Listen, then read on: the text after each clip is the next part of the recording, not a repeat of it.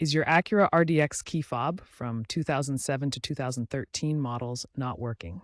The most common fix is a simple battery replacement. These fobs use a CR2032 3-volt coin cell battery. You'll need a small flathead screwdriver or a plastic pry tool to open the case without causing damage. Avoid metal tools, which are more likely to crack the plastic. Start by locating the seam on the key fob. Gently pry open the case. Be patient and avoid using excessive force, applying gentle heat from a hairdryer if needed to soften any adhesive. Remove the old battery, noting the orientation plus side up.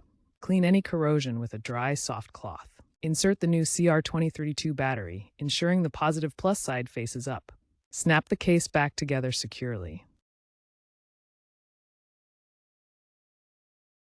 After replacing the battery, test the remote functions from about 10 to 20 feet away from your Acura RDX. After replacing the battery, test the remote functions: lock, unlock, trunk release, and panic button from about 10 to 20 feet away from your Acura RDX. If the remote still doesn't work, try reprogramming it. Insert the key into the ignition, turn it to the on position, and within 10 seconds, press the lock button on the fob. Repeat for the unlock button.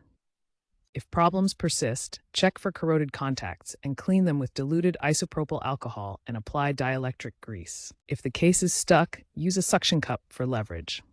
Remember to ground yourself to avoid static electricity. If the fob is damaged beyond repair or reprogramming fails, a dealer service might be necessary, costing $100 to $200.